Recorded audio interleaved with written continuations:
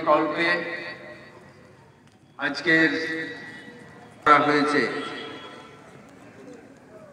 আমরা এই মাঠের জালসার যে সুযোগ পেয়েছি সেই সুযোগটা যতদূর জানি এখানকার জমির মালিক যেনারা ছিলেন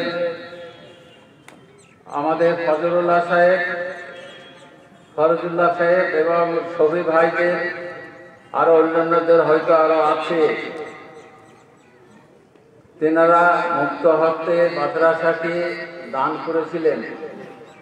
আমার জানা সেটুকু আমি বললাম। তাই আজকে 32 বছর এই মাদ্রাসা পরিচালনা করতে সুযোগ পেয়েছে। এই জমি যদি না দিত তাহলে হয়তো এখানে মাদ্রাসা সুযোগটা হয়তো আমরা গড়ে উঠতে পারতাম না। তাই আজকে 32 বছর ধরে এই মাদ্রাসা চলছে। এই মাদ্রাসার আজকে যে আয়োজন করেছেন এই মাদ্রাসার পক্ষে যারা আমাদের কমিটি আছে সেই কমিটি আয়োজন করেছেন। এখানকার মাওলানারাও এখানে উপস্থিত আছেন। এখনো অনেক মাওলানারা এসে পৌঁছাতে পারেননি। জালসা রাত্রি পর্যন্ত চলবে। কোরআন এবং হাদিসের কথা আপনাদের সামনে পেশ করবেন। আপনারা প্রতি বছর যেভাবে ধৈর্য ধরে শান্তি শৃঙ্খলার সঙ্গে বসে এই জালসা কোরআন হাদিসের কথা, দ্বীনের কথা, ইসলামের কথা সেগুলো আপনারা আমাদের মাওলানাদের মাধ্যম দিয়ে শুনতে পান এবং শোনেন, এবং ইসলাম ধর্ম কি, দ্বীনের কি কাজ করতে হয় সমস্ত কিছু বিশ্লেষণ করে আমাদের এই মাওলানারা আমাদের ইসলাম ধর্মকে, দ্বীনের ধর্মকে সারা পৃথিবীতে জাগ্রত করে রেখেছেন। যদি এই মাদ্রাসা বা মাওলানারা না থাকতো তাহলে এই ধর্মে যে এত ছাত্র যে দ্বীনের শিক্ষা অর্জন করছে সেটা সম্ভব হতো না। তাই আমি আজকের মঞ্চে আমাদের মাওলানারা আছেন, তেনাদেরকে আমি আমার পক্ষ থেকে ধন্যবাদ জানাই। দায়িত্ব নিয়ে আপনারা চালাচ্ছেন সেই জন্যে। আমাদের এখানে অনেক সুধীবৃন্দরা রয়েছেন। আমাদের এখানে নওদা থেকে আমাদের হাবিব ভাই তো এখানে রয়েছেন। আমাদের নওদা অঞ্চলে নওদা পঞ্চায়েত সমিতির সভাপতি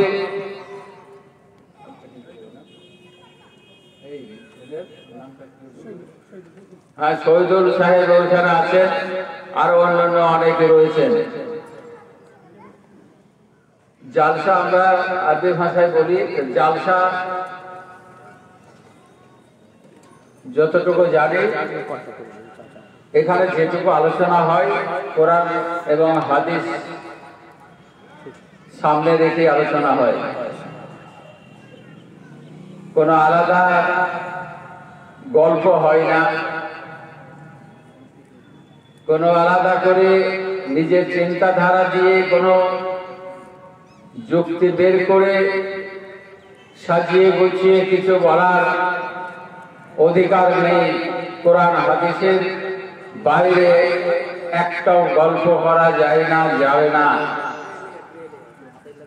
ইসলাম ধর্ম যে শান্তির ধর্ম, সারা পৃথিবীময় ছড়িয়ে গেছে।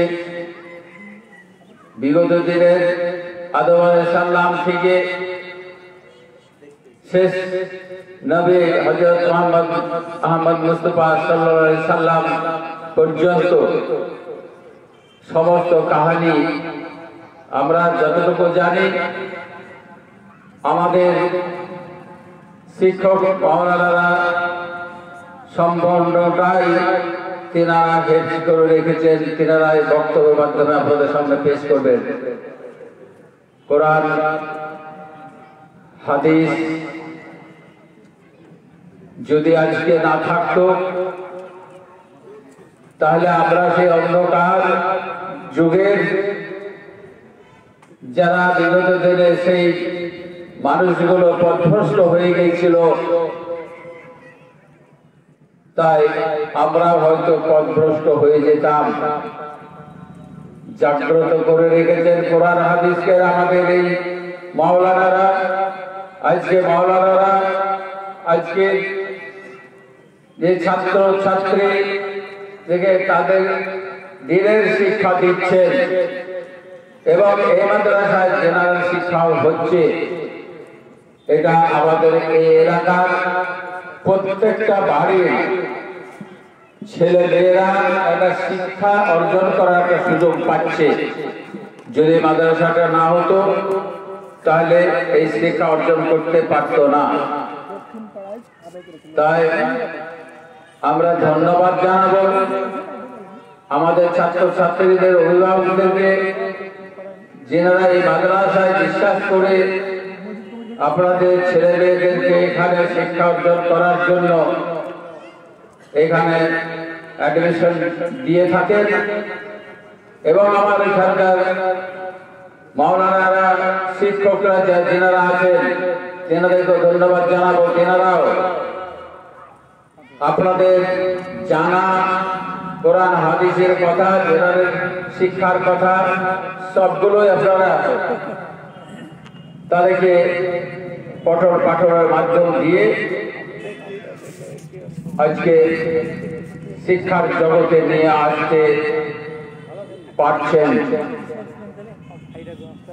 শিক্ষকদের অনেক জ্ঞান বুদ্ধি আল্লাহ দিয়েছেন, যারা জ্ঞান বুদ্ধি অর্জন করেছেন এবং সেই জ্ঞান বুদ্ধি দিয়ে ছাত্রদেরকে সেই জ্ঞানের মধ্যে তাদেরকে প্রবেশ করানোর জন্য তেনারা আপ্রাণ চেষ্টা চালিয়ে যাচ্ছে।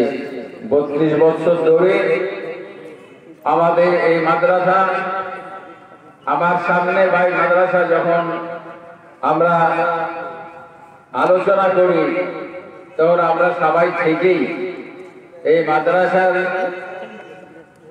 করার সিদ্ধান্তটা দৃঢ়ভাবে আমরা নিয়েছিলাম। তাই সেই দৃঢ়তা সঙ্গে নেওয়াতে আজকে আমরা তার সুফল পাচ্ছি।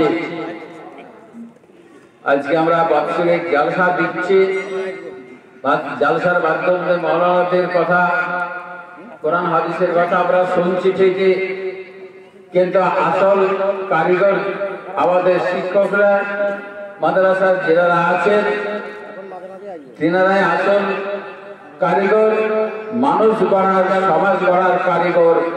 তেনারা এই ছাত্র ছাত্রীদেরকে দিয়ে আজকে মানুষ গড়া এবং সমাজ গড়া, দেশ গড়া সবকিছুই তেনারা প্রশিক্ষণ দিয়ে সেই শিক্ষা অর্জন করার সুযোগটা যেমন পেয়েছেন তেনারা, তেমনি আমাদের ছাত্র ছাত্রীদেরকে তেনারা সেই শিক্ষা অর্জন করার ব্যবস্থা আপনারাই করছেন।